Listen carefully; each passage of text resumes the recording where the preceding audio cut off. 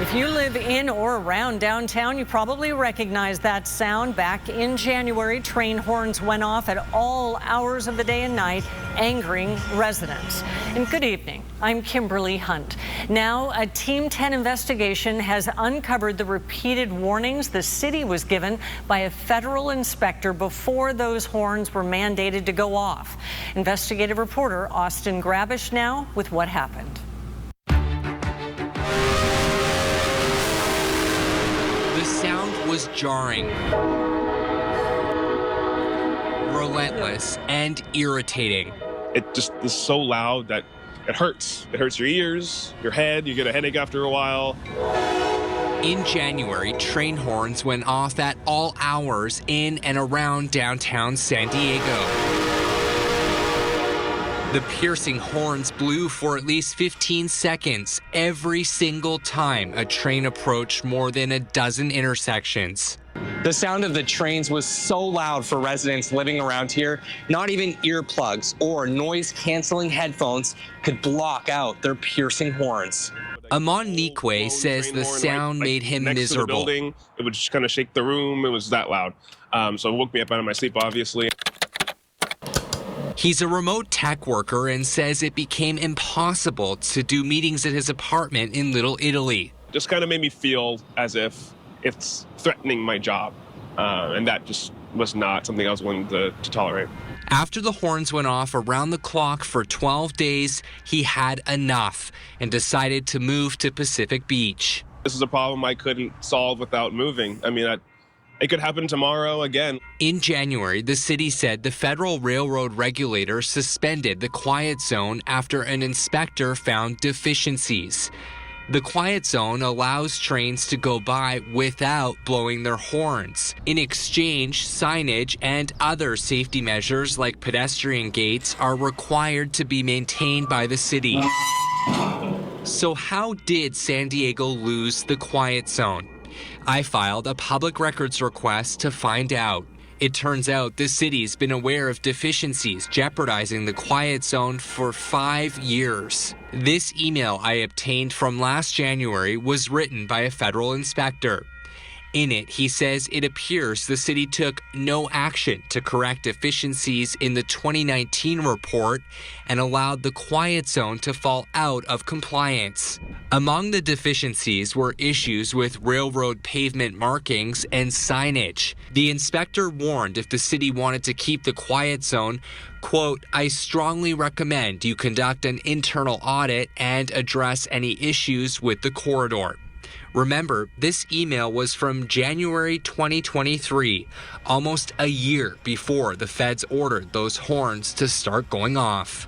I think it's terrible that they ignored the federal agency. There's no excuse for that. Janet Rogers lives downtown and is with the Train Coalition at Santa Fe Depot. The group works to minimize train noise. When the quiet zone is suspended and the horns are going off, it's maddening. Rogers says the Federal Railroad Administration contacted her last July to let her know there was a problem. She says the feds weren't getting anywhere with the city's traffic division. This July 2023 email I obtained shows the inspector emailed Mayor Todd Gloria along with a city traffic engineer. He sent a formal letter stating the quiet zone would be suspended for non-compliance, and he warned to avoid those horns from going off, the city had to provide proof problems were remediated. After the inspector wrote the mayor, a city traffic engineer sent a list of work orders for crossings that needed pavement markings and traffic signs. But why that work wasn't finished during the next 6 months isn't clear. In the middle of January, those horns started going off. After a week of the relentless noise, the city gave this update saying its crews were working around the clock to reinstate the quiet zone. Workers made signs, painted the roads, and did a week-long traffic survey.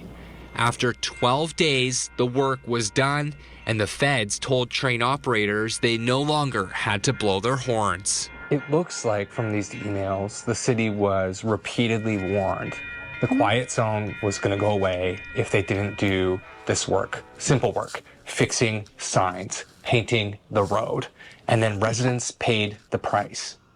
Yes.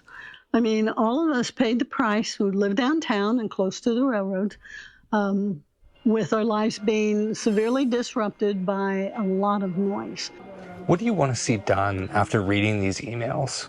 Well, I think that the mayor needs to find out why it wasn't done, because they are not doing him any good, because a lot of people are still very unhappy about the fact that it happened.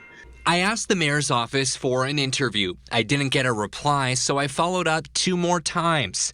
After 3 days, the mayor's spokesperson, Rachel Lang, said she wasn't aware of the email from the train inspector. So I sent her a copy, but Lang didn't provide Team 10 with a response by deadline. Back in Pacific Beach, Nikwe is settling into his new neighborhood. He doesn't have confidence the city will do the maintenance needed to keep the quiet zone going forward. That trust has clearly been broken. And again, sleep and work calls are so important that I'm not going to compromise on that. For him, moving was the compromise and the right decision. Austin Grabish, Team 10. You can see more of Austin's stories by scanning the QR code on your screen. He is a government watchdog, also covering military investigations and the California Medical Board. If you have a story you would like him to cover, email him at austin.grabish@10news.com.